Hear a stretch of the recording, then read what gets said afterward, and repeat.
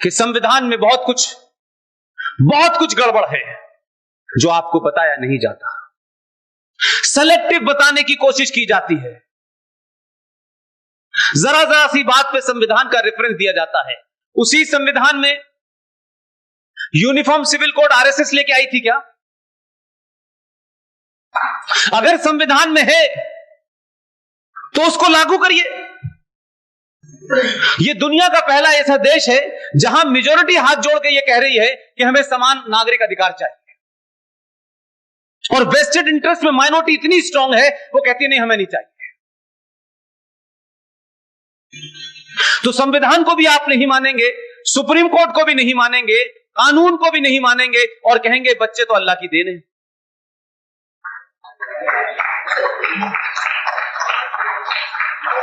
तो अभी मनु भाई कह रहे थे कि कुल मिला के 137 करोड़ जनसंख्या है। अगर मनु भाई की बात थोड़ी देर के लिए सच भी मान लें, जो कि सच है, तब भी मुझे बताइए कि कोई यह बताता है कि 137 करोड़ होने के बाद सुप्रीम कोर्ट का कहना है कि 5 करोड़ बांग्लादेशी भारत में हैं, उनको कैसे हटाया जाए, कैसे निकाला जाए, इसके लिए सरकार सोचे। वो गिनती में नहीं है, और अगर वो गिनती में नहीं है तो क्या भारत का अनाज नहीं खा रहे, भारत का पानी नहीं पी रहे, रिसोर्सेज तो यही के इस्तेमाल कर रहे हैं। और अभी बांग्लादेशी मुसलमानों से आपका छुटकारा नहीं मिला था कि बर्मा से आ गए। उनकी तो गिनती नहीं है इस देश के अंदर। हम ये कहें पॉल्यूशन बढ़ रहा है, कैंसर हो रहा है, उम्र कम हो रही है, और चाइना क्या कर रहा है, अमेरिका में क्या हुआ, उन तमाम देशों की जिनके आप जिक्र करते हैं उनके यहां राष्ट्र पहले होता है, और हमारे यहां पॉलिसी बनाने से पहले राष्ट्र पीछे होता है, वोट सबसे आगे होता है। क्योंकि कॉम्बिनेशनों पे सरकार बनती है, 5% इधर से, 2% इधर से, 2.5% इधर से, मिला मिलू के सरकार बन गई, हो गया काम। आप अपने दिल पे हाथ रख के बताएं कि इससे पहले कभी आपने सरकार चुनने के लिए यह सोचा कि राष्ट्र को बचाने के लिए सरकार चुननी है।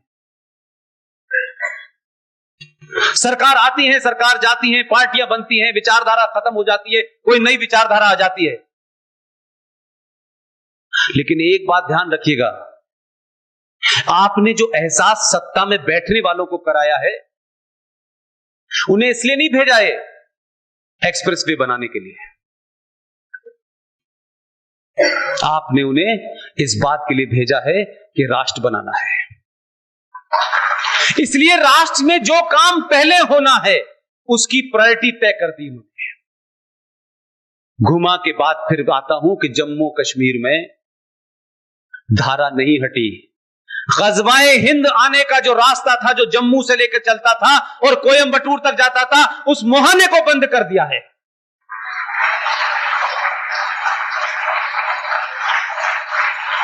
जिनकी ख्वाहिश थी दारुल हर्ब से दारुल इस्लाम बनाने की, उनकी ख्वाहिश को हमेशा के लिए समाप्त कर दिया। ऐसा नहीं हो सकता। यह अजीब इस देश का निजाम है।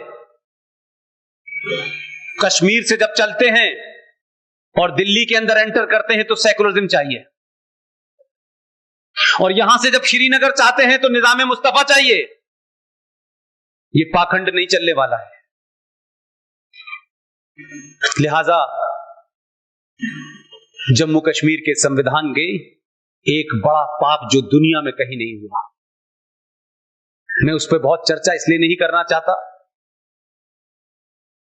कि 5 अगस्त 2019 को जम्मू कश्मीर के संविधान, जम्मू कश्मीर की विधानसभा, जम्मू कश्मीर में तमाम बड़ी बड़ी चीजों का स्वर्गवास हो गया है। और मरी हुई चीजों के बारे में चिंता नहीं करनी चाहिए, बार बार जिक्र नहीं करना चाहिए। लेकिन जो बात मैं आपसे कहना चाहता हूं वो सुन लीजिए, वो सीरियस बात है। घटना बहुत छोटी सी है। 1957 में जम्मू कश्मीर में स्वीपर्स की स्ट्राइक हो गई, क्योंकि शेख साहब का एक ही काम है, वो करते हैं, बाकी कुछ नहीं करते हैं। उस स्ट्राइक के समाप्त होने के बाद बख्शी गुलाम मोहम्मद साहब ने अपनी काबीना के 2 लोगों को पठानकोट, गुरदासपुर और अमृतसर भेजा और इस हिदायत के साथ भेजा कि हिंदुओं में एक कम्युनिटी होती है जो सफाई का काम करती है, गंदगी उठाने का काम। 200 वाल्मीकि लोगों को जम्मू कश्मीर में लाया गया। उनसे यह वादा किया गया कि हम आपको नागरिकता देंगे। 1957 में किसको नागरिकता की चिंता थी? वो बेचारे गरीब लोग थे, उन्होंने नौकरी करना शुरू कर। आज के कश्मीर को समझने से पहले अगर आप 57 के कश्मीर को समझ जाएं, 54 के कश्मीर को समझ जाएं, 48 के कश्मीर को समझ जाएं, तो आपको पता चलेगा कि कश्मीर में कोई जमहूरियत, कोई इंसानियत, कोई कश्मीरियत नहीं है। शुद्ध रूप से जिहादी हैं, हैवानियत का खेल किया उन्होंने, वहाबियत का खेल किया उन्होंने, और उसके ऊपर एक चादर चढ़ा के रखी। हम कश्मीरी इंसानियत की बात करते हैं, हम जो है कश्मीरियत की बात करते हैं, हम जमहूरियत की बात करते हैं। ये झूठ और मक्कारी मैंने दुनिया में नहीं देखी। उन 200 लोगों को लेके आए और आप सोचिए कि इस बात का जिक्र आजाद भारत में पिछले 70 साल में किसी ने नहीं कहा और किसी पार्टी और किसी संगठन ने नहीं कहा। आपको कहीं उड़ती उड़ती भी खबर नहीं मिली इस बात की। 57 में जिन 200 वाल्मीकि लोगों को लेके आया गया, आपने कहा हम आपको नौकरी देंगे और आपको नागरिकता देंगे। उन गरीब लोगों को नौकरी मिल गई, वो काम करने लगे। काम करते करते वक्त गुजर गया, लेकिन हिंदुओं से नफरत, हिंदुस्तान से नफरत इस आलम तक थी कि जम्मू कश्मीर के संविधान में एक एग्जीक्यूटिव ऑर्डर पास किया गया। ये खास तौर से मैं उन लोगों से जरूर कहता हूं जो सुबह से लेकर शाम तक जय भीम और जय नीम में लगे हुए हैं। उनके चेहरे की मक्कारी को उतारिए पब्लिक। ये छोटे भाई का पजामा बड़े भाई का कुर्ता पहने बड़ा ज्ञान देते हैं, बहुत ज्ञान देते हैं ये। इनसे पूछिएगा कि अगर 1% भी कुरान मजीद को जानते हो, उसको पढ़ते हो, अल्लाह पे यकीन है, तो अल्लाह ने कहा है कि जो अखलुकुल मखलूकाइन, supreme creation of Allah is human being, उसमें कोई फर्क नहीं हो सकता, सब बराबर है। ये तुम्हारा दावा है, ये तुम्हारा दावा है। लेकिन भारत के एक हिस्से पे जहां 71% मुसलमान हैं, जहां उनका संविधान अलग है, विधानसभा की लाइफ 6 साल है, जहां चीफ मिनिस्टर नहीं होता था, जहां वजीर आजम होता था, उस जगह के लोगों ने क्या किया है पता है आपको? अगर थोड़ी देर के लिए जिस कुरान को मानते हो, जिस अल्लाह को मानते हो, जिस प्रॉफिट को मानते हो, अगर उसके प्रति भी ईमानदार हो, तो भी तुम दुनिया में सबसे बदमाश और मक्कार लोग। उस एग्जीक्यूटिव ऑर्डर में यह पास करके गए कि ये 200 लोग यहां रहेंगे, यहां रहें, पढ़ाई करें। इनकी जनरेशन की जनरेशन, अगले 100 साल तक भी जितनी जनरेशन आएंगी, ये डॉक्टर बने, इंजीनियर बने, लेकिन जम्मू कश्मीर राज इनको भंगी की नौकरी देगा। ये शेम का मामला नहीं है।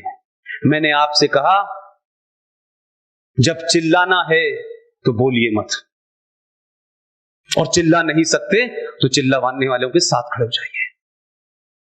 ये शेम का दौर निकल गया। ये अंग्रेजी का जुमला है जो शाम को सिप लगाते हुए कहते हैं 5 लोग मर गए, very sorry, very very sorry, it's shame, it's not good. हम उस समाज के लोग नहीं हैं। 70 साल तक भारत के किसी अखबार ने, किसी नेता ने, किसी संगठन ने इसके ऊपर आवाज उठाई कि दुनिया में एक ऐसा संविधान भी है कि उस संविधान में एक एग्जीक्यूटिव ऑर्डर पास करके यह कहा गया कि इनकी नस्ल दर नस्ल हमारी गंदगी उठाएगी और कुछ नहीं करेगी।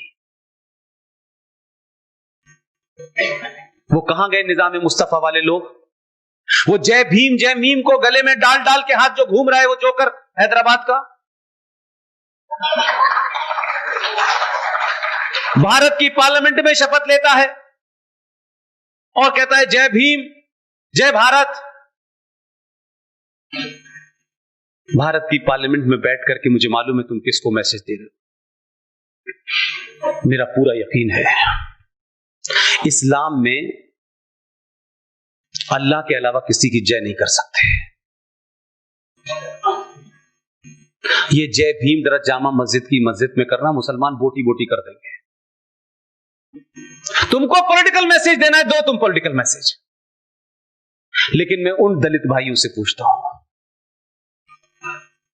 कि जरा जम्मू कश्मीर में जाके वो जो 200 थे वो अब 2.5 लाख हो गए।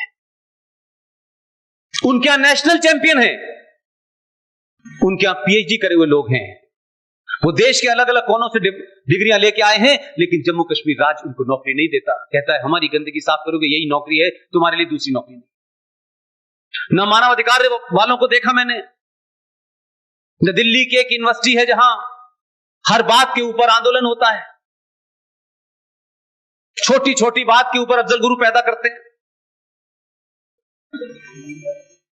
भारत तेरे टुकड़े होंगे इंशाअल्लाह, इंशाअल्लाह का नाम लेके कहते। इंशाअल्लाह का मतलब पता है?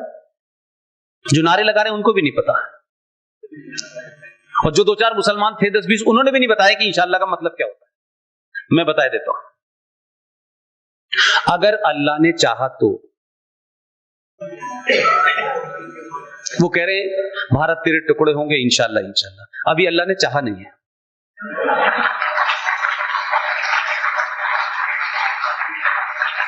लेकिन यह बात इसलिए महत्वपूर्ण है